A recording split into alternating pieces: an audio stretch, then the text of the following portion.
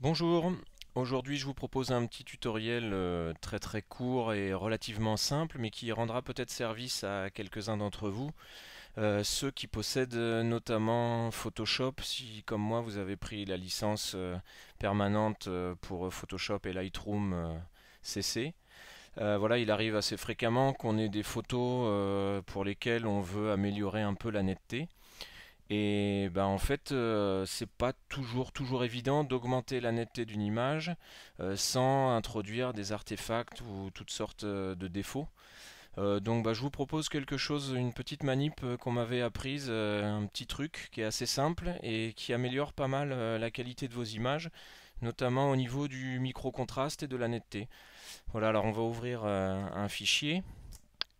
Donc fichier, ouvrir, et on va sélectionner. Alors j'ai choisi une photo qui est pas très d'une netteté extraordinaire étant donné qu'elle a été réalisée avec mon ancien téléphone mobile qui n'était pas franchement une merveille au niveau photo et donc avec lequel j'ai assemblé un panorama. Donc bon voilà, ça vaut ce que ça vaut. L'image en elle-même est pas trop mal. Bon, la qualité en revanche est assez moyenne. Et donc, quand on se déplace dans l'image, bah, on peut constater que voilà, c'est correct, mais c'est pas éblouissant. Donc, bah, la petite manipulation que je vous propose aujourd'hui, elle est assez simple. En fait, vous avez ici dans votre palette de calque de Photoshop votre image, toute simple. Alors là, il n'y a pas de calque de réglage, pas de calque de niveau ni rien. On est sur une image qui est déjà assemblée et qui est basique. Et donc en fait, on va simplement venir dupliquer ce calque et lui appliquer un système de filtre pour améliorer sa netteté. Donc en fait, pour dupliquer le calque, on va ici dans la palette calque, on glisse, on attrape et on glisse le calque sur la petite page ici pour créer un nouveau calque à l'identique. Donc en fait, on duplique un calque, hein. Sinon on peut y accéder par le clic droit, dupliquer un calque.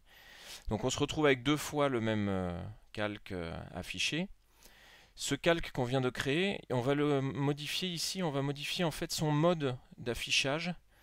Donc en fait on va le mettre en mode incrustation ici. Voilà, donc alors évidemment là, attention, hein, c'est pas le rendu final. On se retrouve ici avec un rendu extrêmement contrasté qui n'est pas du tout ce qu'on recherche.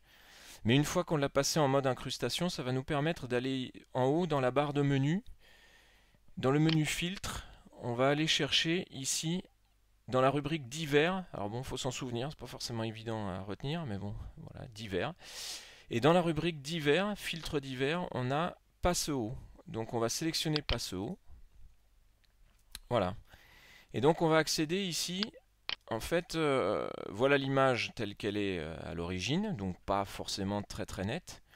Et ici on a un petit curseur qui, voilà, c'est tout simple, hein, il n'y en a qu'un, donc on ne peut pas se tromper. Et il y a un petit curseur qui permet d'augmenter la netteté. Alors là, bon, si je vais à l'excès, évidemment, on se retrouve avec quelque chose de totalement surcontrasté et pas du tout intéressant.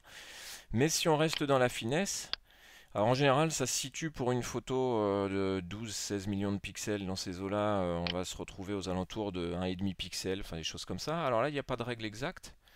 Donc on va faire un petit peu, en fait, en fonction du zoom qu'on a ici dans la fenêtre, on a un aperçu. Et cet aperçu, en fait, va nous donner la possibilité de voir à peu près ce qu'on fait. Alors bon, ça c'est l'aperçu avec aucun filtre appliqué. Et plus on va augmenter, plus on va voir l'aperçu ici évoluer, ainsi que l'image au niveau de l'image proprement dite. Et donc on va voir, on va pouvoir contrôler au fur et à mesure la netteté qu'on applique. Alors là, vous voyez, moi je trouve que c'est excessif. Et d'ailleurs, ça se voit ici, en fait, c'est très marqué la différence dans l'aperçu. Alors que si je baisse à, mettons, à la limite de ne rien afficher, on va dire.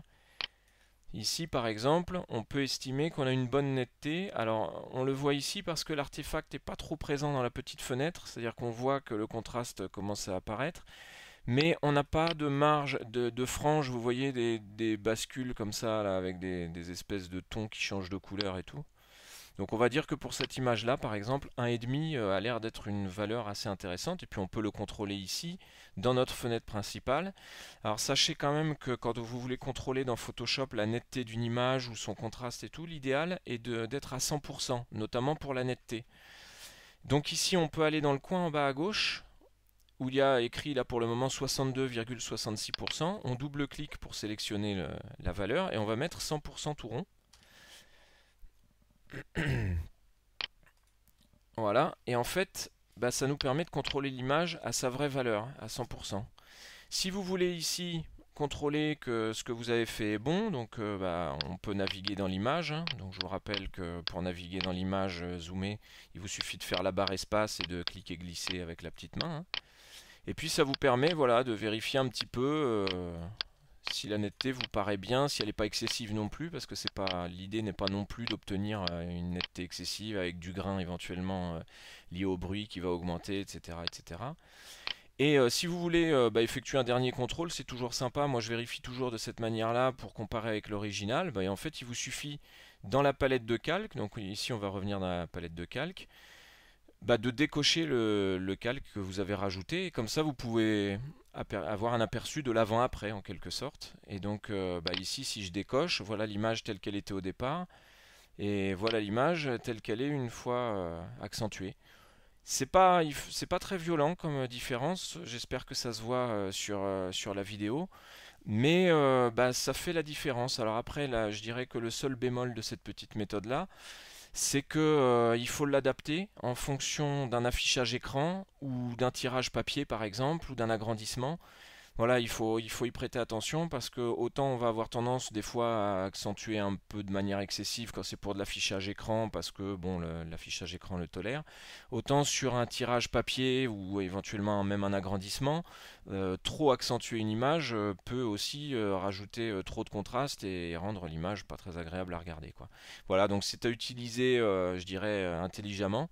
Et puis bah, j'espère que ce petit truc vous aidera à améliorer la netteté de vos images, sachant qu'un prochain tutoriel vous expliquera comment éventuellement l'appliquer sous forme de script à un lot de photos. C'est personnellement ce que je fais avec pas mal de mes images quand je dois les publier, notamment sur mon site internet que vous connaissez bien maintenant et sur lequel j'aime bien partager mes travaux avec vous. Voilà, en espérant que ça vous a plu et puis à bientôt pour un prochain tutoriel.